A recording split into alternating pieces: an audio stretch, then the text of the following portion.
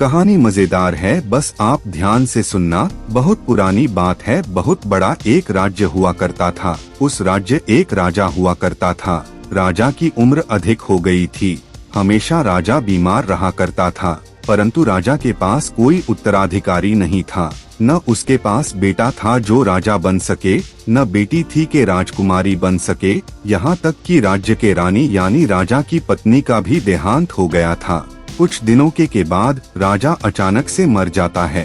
पूरा राज्य घोर सदमे में डूब जाता है कि अगला राजा कौन बनेगा।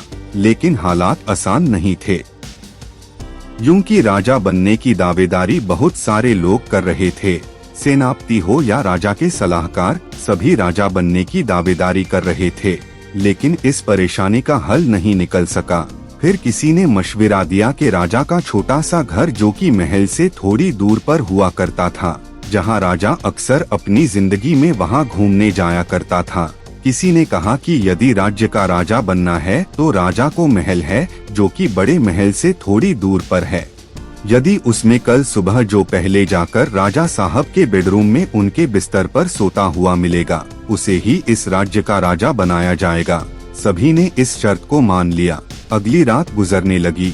जब सभी लोग उस छोटे महल के बाहर जमा हुए तो देखा गया कि राजा का बेडरूम अंदर से बंद है। तो फिर लोगों ने खिड़की से झांक कर देखा तो कोई फकीर उस बिस्तर पर सो रहा था। दरअसल उस रात उस राज्य में बहुत तेज तूफान आया हुआ था, इसलिए फकीर वक्त गुजारने के लिए उस बिस्तर पर आकर सो गया था। अब जब राज्य के लोगों ने देखा तो दंग हो गए, क्योंकि सभी शर्तों के अनुसार अब वही फकीर उस राज्य का राजा बनेगा। जब ये बात उस फकीर को बताई गई तो वो काफी डर गया, लेकिन जान की सलामती के लिए उसने भी राजा बनने के लिए हाँ कर दिया। अब उसे ले जाया गया। जाते वक्त फकीर अपने साथ भीख मांगने वाला झोला भी लेकर गया, क्योंकि वो उसकी निशानी थी और पहचान भी। राजमहल पहुँचते ही उसको नहा लाया गया, अच्छे अच्छे कपड़े पहनाए गए, जेवरात पहनाए गए। अब वो फकीर एकदम राजा की तरह दिखने भी लगा। उसकी तो किस्मत ही खुल गई। फिर उसका राज्य अभिषेक किया गया। अब वो उस राज्य का नया राजा था। सब कुछ ठीक ठाक चलता रहा। फकीर जब राजा बन गया तो उसने होने साथियों की मदद भी की। उनमें से अधिकतर को व्यापार में जोड़ा ताकि वो अन्य राज्यों से जाकर अपना फायदा कमा सकें। राजा जानबूझकर खूब शान से इधर उधर घूमता था। उसके वक्त मजे में कट रहे थे। हर प्रकार के शौक पूरे करता था, अच्छे खाने, अच्छे कपड़े। फिर कुछ दिन पता चला कि पड़ोसी राज्य का राजा और उसकी सेना इसके राज्य पर हमला करने की तैयारी कर रही है। जब इसकी सूचना गुप्त सूत्रों से पता चली तो सेनापति ने आकर राजा को बताया। तो राजा ने आदेश दिया कि कोई बात नहीं, सबसे पहले तो रसोई घर में हलवा बनवाया जाए। दिन भर हलवा बना और राजा ने बड़े मजे के साथ खाया भी।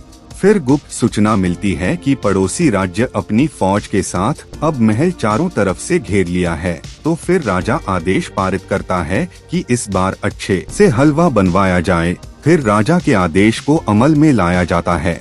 हलवा बनवाकर राजा खुद भी खाता है और अपने दोस्तों को भी खिलाता है। लोग यही समझ रहे थे कि शायद राजा की ये कोई रणनीति है। अब महल की दीवारों से भी देखा जा सकता था कि युद्ध शुरू हो चुका है। राज्य पूरी तरह दुश्मनों से घिर चुका है। यहाँ तक अब दुश्मन राज्य की सेना ने उस राज्य के लोगों को मारना तक शुरू कर दिया है।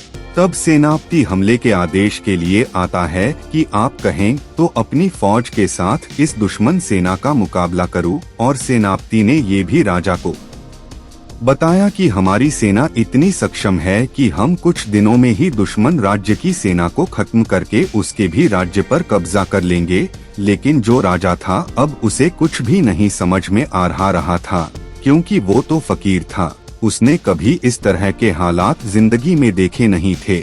उसने जिंदगी में लड़ाई के नाम पर अपने लोगों से ही झगड़ा किया था। जंग में लड़ना उसके वश की बात नहीं थी।